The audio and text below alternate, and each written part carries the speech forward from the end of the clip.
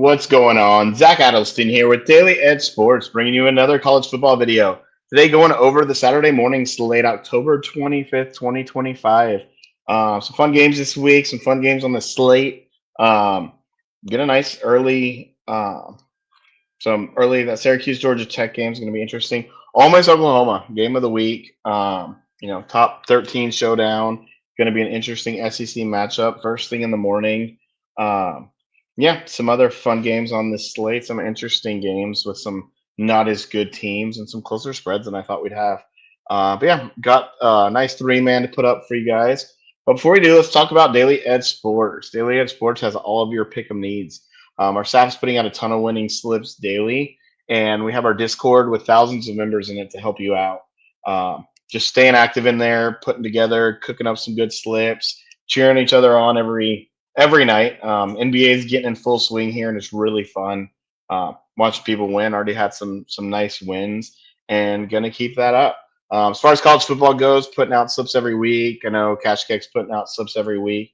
NFL as well. And it's just really, really good time to get into Daily Edge Sports if you haven't gotten there yet. So yeah, if you haven't been there, what are you waiting for? Get on over there. Let's get on into this slate.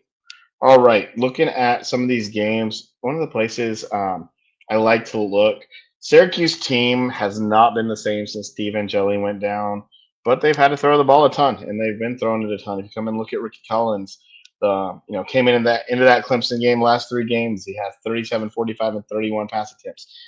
Don't look at the yards. If I could put my hand up there, I'd kind of show you not to look at the yards, but he's airing it out a ton. He's throwing the ball. And now they go down to Georgia Tech, which is an interesting spot. I'm not sure if this is a letdown spot. I do think Georgia Tech will take care of this.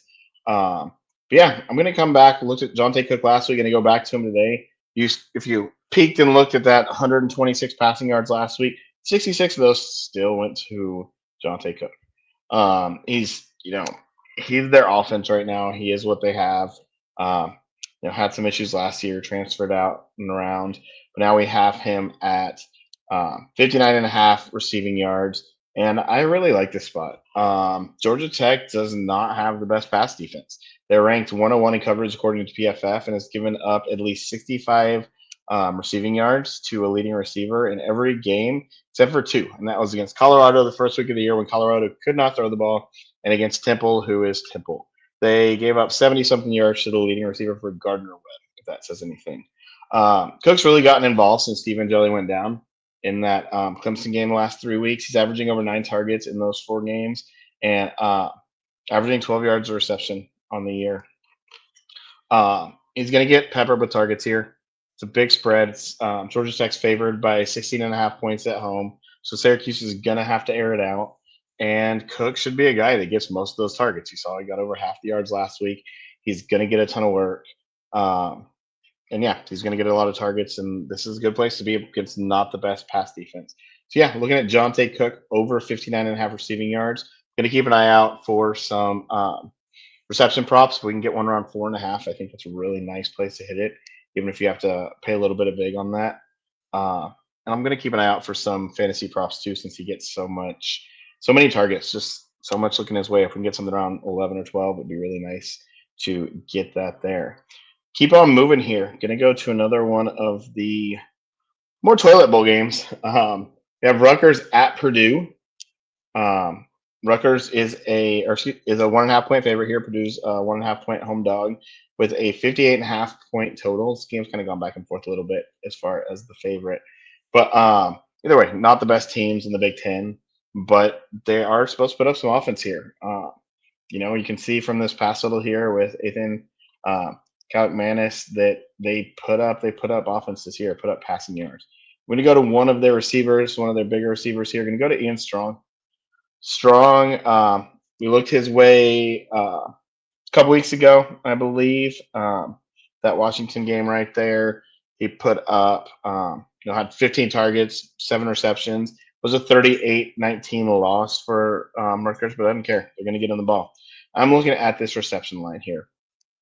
So we go back on the year. He's gone over 6 receptions in all but 2 games. That would be the Minnesota game and that Oregon game last week, which, it's Oregon against Rutgers. They're just not going to be in that game. So it's kind of an outlier. Now they get Purdue. Not a good defense. They're ranked 80th in coverage according to PFF.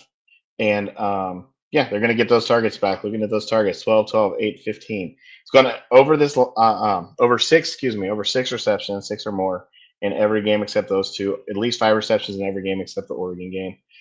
This is kind of a tweener play for Underdog. They kind of want you to take that juice. I'm going to take the 5.5 here. I think it's worth it to take that. I do think that if you want to go a little bit safer, you can go down to 4.5. You're just giving up a little bit of that extra money, extra win potential. But I don't mind the 4.5 at all. But yeah, he's going to get peppered with targets. This is supposed to be a shootout with a decently high total. If you look at strong and close games and losses, first game of the season they played Ohio, won it 34-31. He had 7 catches on 7 targets. Against Iowa, they lost 38-28, 8 catches on 12 targets. Minnesota, that lost 31-28, 5 catches on 7 targets. And against Washington, we talked about the 7 catches on 15 targets. They're going to get him the ball in close games, and they're going to get him the ball, as long as they're not up big. And I don't think they're going to be up big many times this year again. So yeah, I like this 5.5 reception spot with a little bit extra juice on it, and I think you're fine going with the 4.5 as well. Last place, I am going to go a little bit better game here with a little bit better team, but still a really close spread.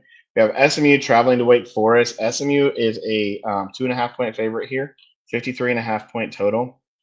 Coming in and looking at this, I think Kevin Jennings really gotten into his groove again, and he's gotten back Jordan Hudson. Hudson, you can look at these. Some of these are from early in the year. Got hurt that first week of the year. Came back against ECU and kind of eased him back into the offense. Since then, he has 7, and 10 targets. You can see he's really going off. Past 2 weeks, he has 87 and 131 receiving yards. So yeah, he's having some really good games here. He was supposed to be that wide receiver 1, got hurt. Yamir Knight kind of took over while he was gone, but Hudson's eased his way back into that role. He's averaging over 15 yards a catch, and you can see he's getting the receptions the last 3 games. Since he's really gotten back from that injury, 5, 6, and 7 receptions. He is, he's just becoming a center point of this offense in a really good spot. Wake Forest does have a decent pass defense, but they haven't played anyone. If we look on the other side of this and, just click on anyone, kind of look at their past 5 games, played Georgia Tech, who did put up like 235 passing yards on them. Virginia Tech, who can't really throw the ball. Oregon State, who can't really throw the ball. NC State put up over 200 yards against them. And then I believe that's Western Carolina. It was an FCS school. Yeah, just not a great spot for this Wake Forest team that's going to be playing the best offense, I believe, best passing offense they've played all year. So yeah, Jordan Hudson over 60.5 receiving yards. So going back and looking at this 3-man slip, we have Jonte Cook over 59.5 receiving yards. Ian Strong over 5.5 receptions. If you want to be a little bit safer, feel free to take that down to 4.5 receptions. And Jordan Hudson at 60.5 receptions. Love this morning play. Going to be back with a few more videos this week. Hope you guys have a great weekend if you don't see any of those videos, and get into Daily Edge Sports.